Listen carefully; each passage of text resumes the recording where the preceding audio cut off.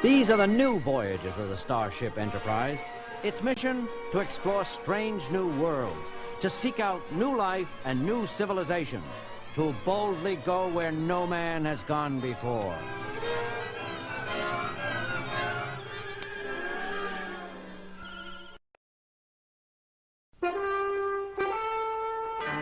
Captain's log, stardate 5470. The Enterprise is on routine patrol on the outer fringes of Federation territory, facing the intergalactic Gulf. We are preparing to terminate the patrol. Nothing unusual has been encountered. Log concluded. Captain, What is it, Mr. Sulu? I'm picking up all kinds of powerful radiation at extreme detector range. What kind of radiations, Lieutenant? I don't know, sir. Some of it's identifiable, and the rest resembles nothing I've ever seen before in my readouts. Check them yourself. Lieutenant Sulu is quite correct, Captain. The concentration of violent energies is extraordinarily intense. It resembles no natural phenomenon. Heading, Mr. Sulu? 308, 6 degrees, 000. Range? Range, Mr. Sulu. Closing, Captain, but the disturbances are so violent, I can't say for certain. 2 setters, possibly more, are involved. Very well. Change course to intercept. Lieutenant Uhura, sound yellow alert. Aye, Captain. Bridge to engineering. Engineer, it's Scott here, Captain. Scotty, we're heading for a violent energy disturbance of as yet unidentified origins. We may have to do some jumping about. Stand by. Ready back here, sir. Good. Bridge out. Range is still considerable, sir. Full power on the long-range sensors, Mr. Sulu. Wide screen if possible. Working on it, sir. We're getting something. What the? Most remarkable. What is it? I've never seen a ship like that before. Or of that size. What have you got, Mr. Spock? There are 2 ships, Captain. They are apparently engaged in combat with one another, employing numerous weapons I cannot begin to describe. The forces involved? Each ship is putting out more destructive energy than 100 ships the class of the Enterprise. Yet both ships, while badly scarred, appeared to be intact. Each is at least 60 times our mass. Captain? Yes, Uhura. Sir, both ships are broadcasting on several frequencies. I can't decipher what they're saying. The universal translator doesn't recognize either language.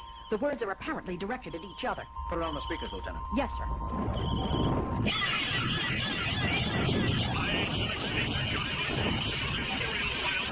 Lower the volume. Keep it on the speakers, Lieutenant. Spock, how are you coming with identification? Nothing in records yet, Captain. Still processing. Intruder, identify thyself. Uhura, give me a reply frequency. Ready, Captain. This is Captain James T. Kirk of the USS Enterprise. Who are you? Where do you come from? What dost thou represent? The United Federation of Planets and its allied peoples. I repeat, who are you?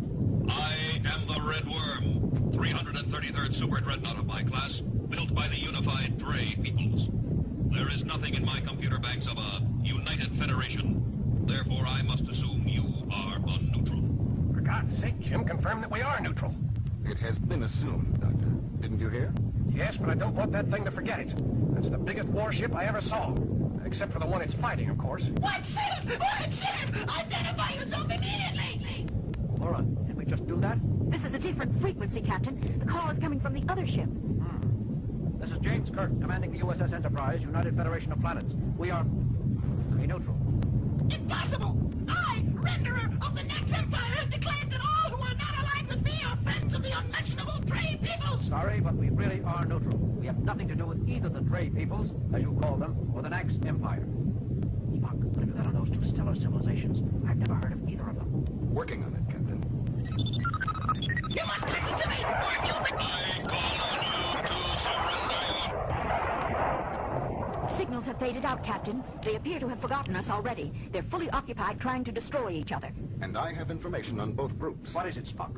Where are they? They are no longer anywhere, Captain. According to mythological records, both races have been extinct in our galaxy for over 150,000 years. And know thou that I shall fight for another 150,000 or 150 million until the last remaining vestige of the blasphemous Nax are eliminated from existence. Where are your officers? Who am I speaking to? Which member of the crew? Crew? Officers? We of the Nax carry on for our builders and nesters! No less we of the Dre, infidel. Speak of that, Mr. Spock. I think there can be no doubt, Captain, as there is nothing in the records to indicate that either race was immortal. We must surmise that the crews of both ships have been dead for at least 150 millennia, and the war has been carried on all this time by the computer minds of these 2 ships. Incredible. Well put, Doctor. Both ships have apparently survived on their own initiative, continuing to carry out the last orders of their living masters, repairing themselves, modifying their own structure, constantly developing new weapons and new defenses, each hunting for a crucial advantage over its opponent. Yet it seems they are evenly matched.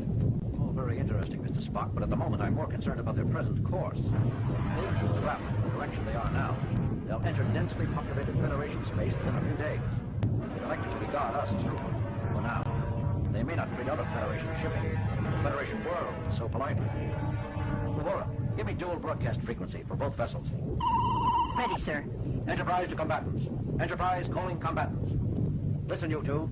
You can reduce each other to Masons if you want. But can't you do it somewhere else? You're headed... A challenge!